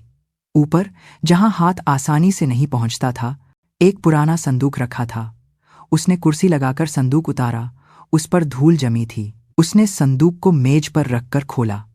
उसमें पुरानी चीजें थीं। माँ का पुराना रूमाल, पिता के आने से पहले आशा के बालों में लगने वाला छोटा सा क्लिप, और कुछ तस्वीरें। आशा ने एक तस्वीर निकाली। ब्लैक एंड वाइट थी। किनारे पीले पड़ गए थे और थोड़ी मुड़ी हुई थी। तस्वीर में 3 लोग थे। जवान माँ, 9 साल की आशा और 6 साल का अरुण। तीनों मुस्कुरा रहे थे। आशा ने तस्वीर को देखा। उंगली से अरुण के चेहरे को सहलाया। वह छोटा सा चेहरा, वह मासूम मुस्कान। पिता की हिंसा शुरू होने से पहले परिवार के साथ बिताया आखिरी खुशी का पल था। अरुण, आशा की आवाज कांप गई। उसने तस्वीर को पलटा। पीछे मां की लिखाई धुंधली हो चुकी थी। नीले पेन से लिखा था, आशा, हम एक दिन अरुण को लेने जरूर जाएंगे। यह पढ़ते ही आशा का गला भर आया। मां उस रात के बाद भी अरुण को नहीं भूली थी। जब पिता ने कहा कि वह मर गया, तब भी मां ने यकीन नहीं किया। वह कहती थीं कि एक दिन अरुण जरूर मिलेगा, हम उसे लेने जाएंगे। लेकिन मां, वह वादा पूरा किए बिना ही गुजर गईं। जब आशा 25 साल की थी, मां ने बिस्तर पर आशा का हाथ पकड़कर आखिरी बार कहा था, आशा, मुझे माफ कर देना, मैं अरुण को नहीं ढूंढ पाई। मां, कोई बात नहीं, आपकी गलती नहीं है। नहीं, मुझे तुम दोनों को बचाना चाहिए था, अरुण को। मां अपनी बात पूरी नहीं कर सकी और आंखें मूंद लीं। आशा ने तस्वीर को सीने से लगा लिया। आंसू नहीं रुक रहे थे। उसके कंधे कांप रहे थे और सिसकियां निकल रही थीं। मां, मुझे माफ कर दो, मैं भी वादा नहीं निभा पाई। आशा की आवाज कांप रही थी। अरुण मिल गया था, पर मैं उससे बात नहीं कर पाई।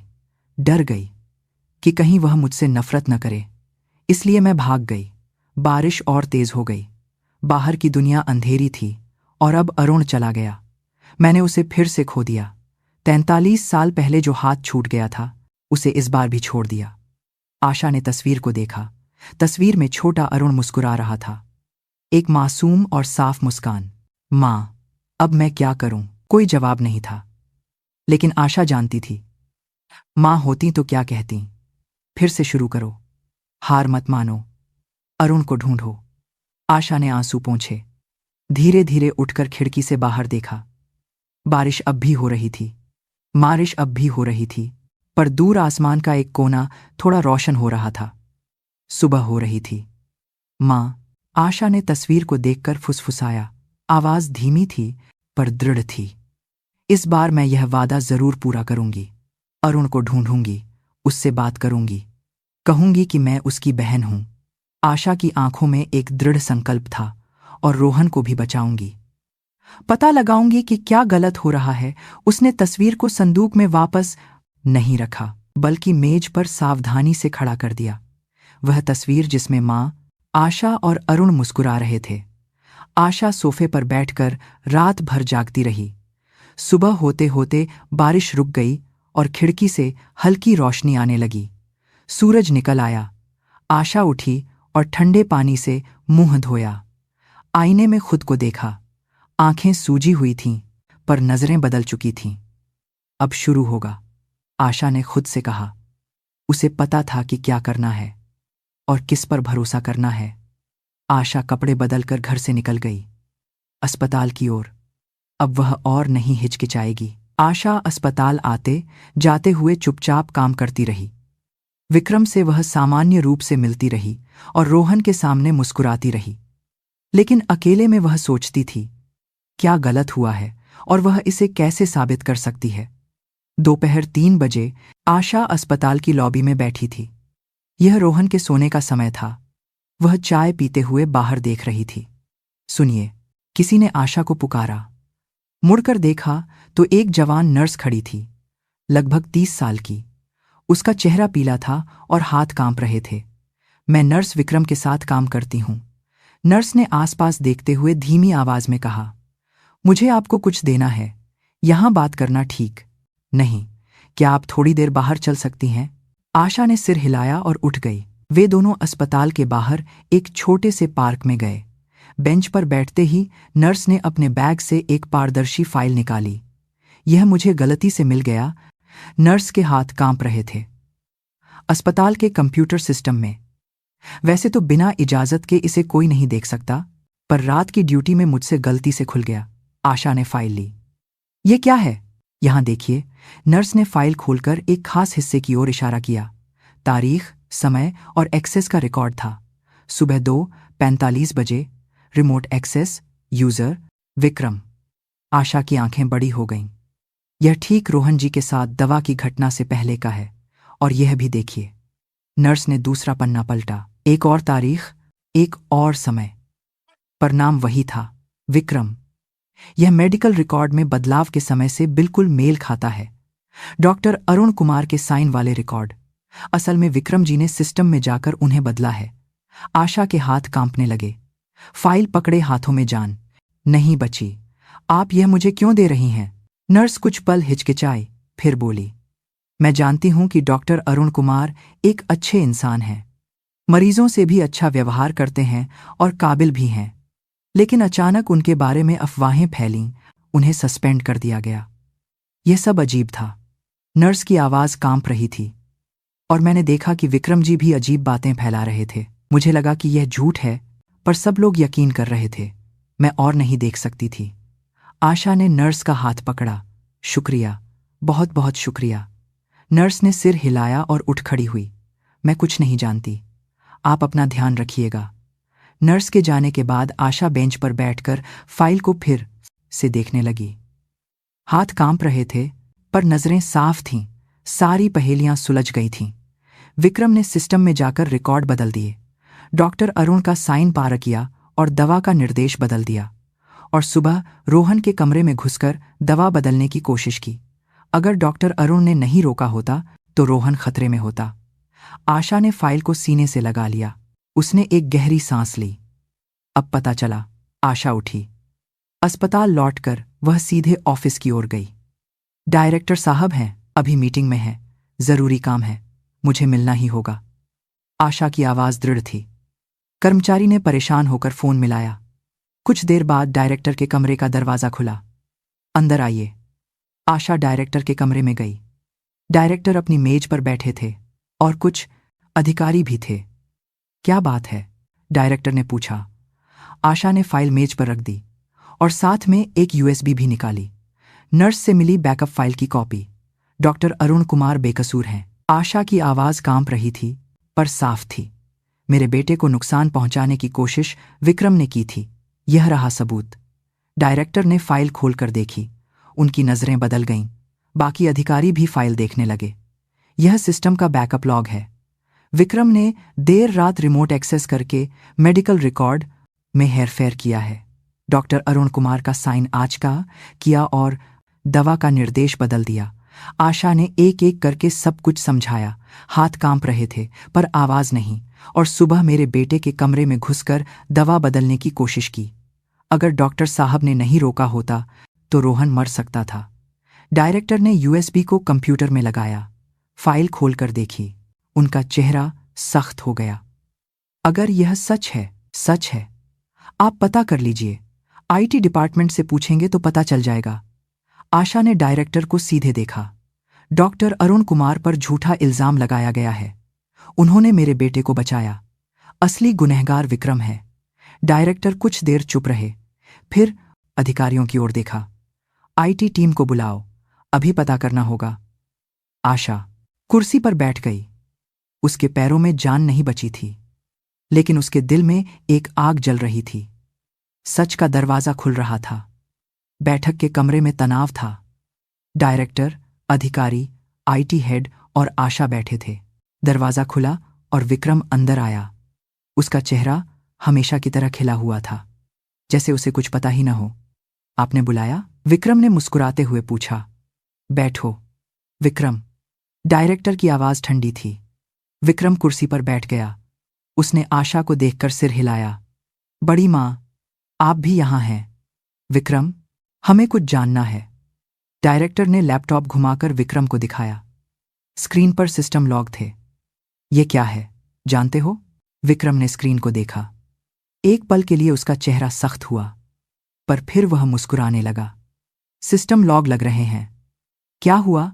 सुबह 2:45 बजे तुमने अस्पताल के सिस्टम में रिमोट एक्सेस किया, देर रात में, और रोहन वर्मा के मेडिकल रिकॉर्ड में बदलाव किया। आईटी हेड ने ठंडे स्वर में कहा। मैंने नहीं, यह कोई गलतफहमी है। विक्रम ने सिर हिलाया। यहां सारा एक्सेस रिकॉर्ड है, तुम्हारा अकाउंट है, पासवर्ड भी तुम्हारा ही है। किसी ने मेरा अकाउंट इस्तेमाल किया होगा। मैंने ऐसा कुछ नहीं किया। विक्रम की आवाज अब भी शांत थी, पर आशा ने देखा विक्रम के हाथ कांप रहे थे। घुटनों पर रखे हाथ मुट्ठी में बंधे थे। डॉक्टर अरुण कुमार के साइन वाला दवा का निर्देश भी तुमने ही बदला था। यहां लॉग में सब कुछ है। डायरेक्टर ने एक कागज आगे बढ़ाया। विक्रम ने कागज लिया। उसका चेहरा पीला पड़ता जा रहा था। और सीसीटीवी भी चेक किया है। सुबह 3 बजे तुम रोहन जी के कमरे में जाते हुए दिखे हो, हाथ में सिरिंज लिए हुए। विक्रम के हाथ कांपने लगे। कागज फर्श पर गिर गया। बड़ी मां, यह एक गलतफहमी है। विक्रम ने आशा को देखा, पर आशा ने सिर हिला दिया। क्यों किया, विक्रम? आशा की आवाज धीमी और दुखी थी। रोहन ने तुम्हारा क्या बिगाड़ा था? उसने तुम्हारे साथ क्या किया था? विक्रम ने मुंह खोला, पर फिर बंद कर लिया। उसका चेहरा बिगड़ गया। वह दोस्ताना मुस्कान अब नहीं थी। चाचा जी की जायदाद, विक्रम ने धीमी आवाज में कहा। मैं उनका भतीजा हूं, खून का रिश्ता है, पर सारी जायदाद रोहन भैया को मिल गई। क्यों? मैं चाचा जी के पास था। उनके आखिरी वक्त तक मैं उनके साथ था। विक्रम की आवाज कांप रही थी। पर रोहन भैया ने क्या किया? कुछ नहीं, बस बेटा होने की वजह से सब कुछ ले गए। आशा ने विक्रम को देखा। उसे दुख हुआ। इसलिए तुमने रोहन को मारने की कोशिश नहीं की। विक्रम ने सिर उठाया। उसकी नजरें कांप रही थीं। बस सोचा था कि अगर बड़ी मां थक जाएंगी और रोहन भैया ठीक नहीं होंगे तो मैं जायदाद संभाल सकता हूं। आप मुझ पर भरोसा करती हैं ना? विक्रम, डायरेक्टर ने सख्ती से कहा। अब से तुम नौकरी से निकाले जाते हो और हम पुलिस में शिकायत करेंगे। मेडिकल रिकॉर्ड में हेरफेर, मरीज को नुकसान पहुंचाने की कोशिश और मानहानि, सभी आरोपों के तहत। विक्रम का चेहरा सफेद पड़ गया। डॉक्टर अरुण कुमार बेकसूर थे। तुम्हारे झूठे सबूतों की वजह से उन्हें सस्पेंड होना पड़ा। यह भी जोड़ा जाएगा। विक्रम ने कुछ नहीं कहा, बस सिर झुकाए बैठा रहा। सुरक्षा गार्ड आकर विक्रम को ले गए। विक्रम ने एक बार आशा को मुड़कर देखा। उसकी आंखों में पछतावा था। माफ कर दीजिए, बड़ी मां। विक्रम की धीमी आवाज सुनाई दी और वह चला गया। आशा कुर्सी पर काफी देर तक बैठी रही। उसके शरीर में जान नहीं बची थी। मैडम, डायरेक्टर ने आशा को पुकारा। हमें डॉक्टर अरुण कुमार से माफी मांगनी होगी और उन्हें तुरंत बहाल करना होगा। आशा ने सिर हिलाया। आशा अस्पताल की लॉबी में डॉक्टर अरुण का इंतजार कर रही थी। दरवाजा खुला और डॉक्टर अरुण अंदर आए। वह अभी भी थके हुए लगा रहे थे, पर उनकी आंखों में एक चमक थी। आशा उनके पास गई। डॉक्टर साहब, आपकी वजह से रोहन बच गया। बहुत बहुत शुक्रिया। डॉक्टर अरुण ने सिर हिलाया। मैंने बस अपना फर्ज निभाया। आशा कुछ पल हिचकिचाई, फिर हिम्मत करके पूछा, डॉक्टर साहब, क्या मैं एक बात पूछ सकती हूँ? जी, पूछिए। क्या आप अपना दाहिना घुटना दिखा सकते हैं? डॉक्टर अरुण ने अपनी आंखें बड़ी कर लीं। यह एक अजीब सवाल था। डॉक्टर अरुण ने आशा को अजीब तरह से देखा, पर आशा की आंखों में इतनी सच्चाई थी कि उन्होंने धीरे धीरे अपनी पैंट ऊपर की। दाहिने घुटने पर एक्स्ट्रा के आकार का एक पुराना निशान था, धुंधला पर साफ, दो गहरे घावों से बना निशान। आशा की सांस रुक गई, उसके हाथ कांपने लगे। वह धीरे धीरे घुटनों के बल बैठकर उस निशान को देखने लगी। यह कब लगा था? आशा की आवाज कांप रही थी। 5 साल की उम्र में, कांच के टुकड़े से लग गया था। डॉक्टर अरुण ने शांति से कहा, पिता की मार से गिर गया था, बहुत खून बहा था, पर ठीक से इलाज नहीं हो पाया, इसलिए यह रह गया। आशा की आंखों से आंसू बहने लगे। वह सिर झुकाकर रोने लगी। उसके कंधे कांप रहे थे। डॉक्टर अरुण के घुटने पर आंसू गिरे। डॉक्टर अरुण हैरान थे। उन्होंने आशा के कंधे पर हाथ रखा। मैडम, क्या हुआ? यह तो पुराना घाव है। आशा ने सिर उठाकर डॉक्टर अरुण को देखा। उसका चेहरा आंसुओं से भीगा हुआ था, होंठ कांप रहे थे।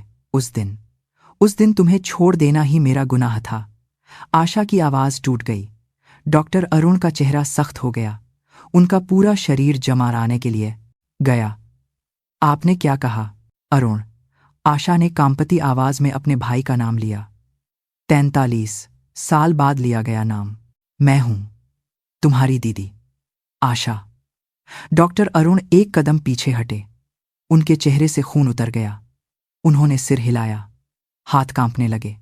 नहीं, यह क्या? 43 साल पहले, बारिश की वह रात याद है? आशा ने उठते हुए कहा। आंसू बहते रहे। हम तीनों भागे थे, मां का हाथ पकड़कर, और तुमने मेरा कुर्ता पकड़ा था, पर मैं फिसलकर गिर गई गड्ढे में, और पिताजी ने आकर तुम्हें पकड़ लिया। आशा की आवाज टूट गई। और मैंने तुम्हारा हाथ छोड़, तुम्हारा हाथ की तुम्हारी किया गई, तुम्हारा हाथ छोड़ गई दिया। डॉक्टर अरुण के पैरों में जान नहीं बची। वह दीवार के सहारे धीरे धीरे बैठ गए। उन्होंने अपना चेहरा ढक लिया। दीदी, आशा दीदी। उसकी आवाज 6 साल के बच्चे की तरह छोटी और कांपती हुई थी। हां, मैं हूं अरुण। आशा पास आकर डॉक्टर अरुण के बगल में घुटनों के बल बैठ गई। डॉक्टर अरुण की आंखों से आंसू बहने लगे। चेहरे को ढके हाथों के बीच से आंसू निकल रहे थे। नहीं, यह सपना है, सपना नहीं है। आशा ने डॉक्टर अरुण का हाथ पकड़ा। थक थक थक थक थक। ये याद है, अलमारी में मैं तुम्हारी पीठ थपथपाती थी। जब पिताजी चिल्लाते थे तो हम अलमारी में छिप जाते थे। तुम डरते थे और मैं तुम्हारी पीठ ऐसे ही थपथपाकर कहती थी, डरो मत। दीदी है ना? आशा ने डॉक्टर अरुण की पीठ को उसी लय में थपथपाया। डॉक्टर अरुण का पूरा शरीर कांपने लगा। उन्होंने चेहरे को हाथों से ढककर सिसकना शुरू कर दिया। दीदी, दीदी मुझे शांत कराती थीं। जब भी पिताजी से डर लगता था, अलमारी के अंधेरे में दीदी का हाथ मेरी पीठ पर होता था तो हिम्मत आ जाती थी। हां, मैं ही थी। आशा भी रो रही थी। तुम्हें वह लय याद थी? पूरी जिंदगी। डॉक्टर अरुण ने अपना चेहरा उठाया। उनका चेहरा आंसुओं से भीगा हुआ था। वह 6 साल का बच्चा अरुण बनकर रो रहे थे। मैंने सोचा था कि दीदी ने मुझे छोड़ दिया। आवाज टूट गई। नहीं, बिल्कुल नहीं। आशा ने डॉक्टर अरुण को गले लगा लिया। मैंने तुम्हें ढूंढा, पुलिस स्टेशन गई, आश्रम गई, सब जगह ढूंढा, रिश्तेदारों के घर भी गई, पर तुम नहीं मिले। पिताजी के पास गई, पूछा, तुम कहाँ हो? आशा की आवाज कांपने लगी। उन्होंने कहा, तुम मर गए। अरुण अब नहीं है। तो मैंने मान लिया कि तुम सच में मर गए। डॉक्टर अरुण आशा के गले लगकर रोने लगे। पिताजी ने मुझे 1 साल तक घर में रखा, फिर आश्रम भेज के 1 साल तक घर में रखा। पूछा कामपन साल। अरुण आशा के गले लगकर दिया। मैं रोज खिड़की से बाहर देखता था। यकीन था कि दीदी आएंगी, माँ और दीदी मुझे लेने आएंगी। रोज इंतजार करता था। मुझे माफ कर दो। बारिश के दिनों में और भी इंतजार करता था, क्योंकि उस दिन भी बारिश हो रही थी। जब भी बारिश होती, दीदी की याद आती। बारिश में दीदी का हाथ मुझे पकड़ने के लिए बढ़ता हुआ। डॉक्टर अरुण की आवाज टूट गई। पर दीदी नहीं आई। 1 साल, 2 साल, 10 साल बीत गए, पर नहीं आई। तो मैंने सोचा, दीदी भी मुझसे नफरत करती हैं, मेरी वजह से परेशान थीं। उन्होंने मुझे छोड़ दिया। नहीं, नहीं। आशा ने डॉक्टर अरुण का चेहरा अपने दोनों हाथों में लिया। मैं रोज तुम्हें याद करती। माना होन का खाना होन का, वाभाना होनी मुन्नी मानी माना थी। जब भी बारिश होती, वह दिन याद आता। तुम्हारा छोटा सा हाथ मेरे हाथ से छूटने का वह पल, उसका स्पर्श 43 साल तक मेरे हाथों में रहा। वे दोनों लॉबी के फर्श पर बैठकर काफी देर तक रोते रहे। आते जाते लोग रुककर देख रहे थे, पर उन्हें कोई फर्क नहीं पड़ा। इतने सालों का दर्द आंसुओं में बह रहा था। अरुण, कुछ देर बाद आशा ने कहा, जी दीदी। मां ने मरने से पहले कहा था, तस्वीर के पीछे लिखा था, आशा, हम एक दिन अरुण को लेने जरूर जाएंगे। आशा की आवाज कांपने लगी। मां ने पिताजी की बात पर यकीन नहीं किया था। वह मानती थीं कि तुम जिंदा हो, आखिरी सांस तक। और उन्होंने मुझसे कहा था, अरुण को ढूंढना। डॉक्टर अरुण ने सिर झुका लिया। पर मैं वह गारा वादा नहीं निभा पाई। मैं तुम्हें नहीं ढूंढ पाई। तुम्हें मरा हुआ मानकर जीती रही, मां से भी और तुमसे भी। माफ कर दो दीदी।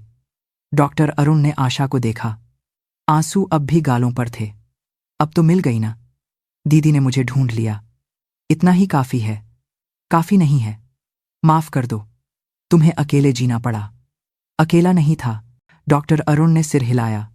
मुझे हमेशा लगता था कि दीदी मेरे पास हैं। जब भी मुश्किल होती, डर लगता, मैं यह लय थपथपाता था, थक थक थक थक, तो मुझे दीदी की आवाज सुनाई देती थी, डरो मत, दीदी है ना। आशा ने डॉक्टर अरुण को कसकर गले लगा लिया। मेडिकल कॉलेज में, डॉक्टर के एग्जाम में, पहली सर्जरी में मैंने यह लय थपथपाई तो हिम्मत आ जाती थी। लगता था कि दीदी पास में ही मेरा हौसला बढ़ा रही हैं। अरुण, मैं दीदी को दिखाना चाहता था। सोचा था कि डॉक्टर बन जाऊंगा तो दीदी को मुझ पर गर्व होगा। जब भी मिलूंगा कहूंगा, दीदी, मैं बड़ा हो गया, मैंने आपकी बात मानी, अच्छे से जिया। आशा और कुछ नहीं कह सकी, बस अपने भाई को गले लगाकर रोती रही। वे काफी देर तक वहीं रहे। आखिरकार आशा ने डॉक्टर अरुण का चेहरा देखा। दोनों हाथों से भाई का चेहरा पकड़ा। तुम बहुत अच्छे से बड़े हुए। मेरा भाई डॉक्टर बन गया, एक महान डॉक्टर। मैं दीदी के लिए एक गर्व करने वाला भाई बनना चाहता था। मुझे तुम पर गर्व है, बहुत गर्व है। मैं जिंदगी भर तुम पर गर्व करूंगी। आशा ने डॉक्टर अरुण के माथे को चूमा, जैसे बचपन में भाई को सुलाते समय करती थी। अब मैं हमेशा तुम्हारे पास रहूंगी, फिर कभी नहीं छोड़ूंगी, वादा करती हूं। जी दीदी। वे दोनों उठे और एक दूसरे को देखा। एक लंबे इंतजार का अंत था। खोया हुआ परिवार फिर से मिल गया था। आशा की चाय की दुकान सुबह 10 बजे खुली। सूरज की रोशनी खिड़की से अंदर आ रही थी। बाहर आसमान साफ था, बारिश के बाद का आसमान। मां, आपकी चाय बहुत दिनों बाद पी रहा हूं, रोहन ने मुस्कुराते हुए कहा। वह अभी पूरी तरह से ठीक नहीं हुआ था, पर चेहरे पर रौनक थी। धीरे धीरे पियो, अभी ज्यादा मेहनत मत करो, आशा ने रोहन के सामने चाय रखते हुए कहा। दरवाजा खुला और डॉक्टर अरुण अंदर आए। उनके हाथ में फूलों का एक गुलदस्ता था। देर हो गई? नहीं, बिल्कुल सही समय पर आए हो, आशा ने मुस्कुराते हुए कहा। डॉक्टर अरुण ने फूल काउंटर पर रखे और एक कुर्सी पर बैठ गए, रोहन के बगल में। मामा, आज अस्पताल नहीं गए? रोहन ने पूछा। आज छुट्टी है। और मामा नहीं, छोटे मामा बोलो, डॉक्टर अरुण ने हंसते हुए कहा। छोटे मामा बहुत लंबा है, मैं मामा ही कहूंगा। ठीक है, तुम्हारी मर्जी। वे दोनों हंसे। आशा चाय बनाते हुए उन्हें देख रही थी। उसका दिल भर आया। रोहन और अरुण एक साथ। अब परिवार में 3 लोग थे। दीदी, चाय बहुत अच्छी है, डॉक्टर अरुण ने चाय पीते हुए कहा। मां की चाय तो दुनिया में सबसे अच्छी है, रोहन ने भी कहा। आशा दोनों के सामने बैठ गई। चाय का कप लेकर बाहर देखने लगी। साफ आसमान, गर्म धूप और साथ बैठा परिवार। डॉक्टर अरुण ने अनजाने में मेज को थपथपाया। वही लय, 43 साल से चली आ रही लय। आशा उस आवाज को सुनकर मुस्कुराई। अरुण, जी दीदी। खुश हो? डॉक्टर अरुण ने आशा को देखा, फिर सिर हिलाया। हाँ, बहुत खुश हूं, मैं भी। आशा की आंखों में आंसू आ गए, पर इस बार दुख के नहीं थे, खुशी के आंसू थे। रोहन ने दोनों को देखकर पूछा, माँ और मामा के बीच कोई राज की बात है क्या? हाँ, एक बहुत लंबी कहानी है, आशा ने बेटे का हाथ पकड़ते हुए कहा। कभी सुनाऊंगी कि माँ और मामा कैसे फिर से मिले। डॉक्टर अरुण ने भी रोहन के कंधे को हल्के से थपथपाया। तुम बहुत किस्मत वाले हो, तुम्हें बचाने वाले इतने सारे लोग हैं। वे तीनों दुकान में बैठकर एक गर्म दोपहर बिताते रहे, चाय पी, बातें की और हंसे। डॉक्टर अरुण ने फिर से अपने घुटने को थपथपाया। थक थक थक थक।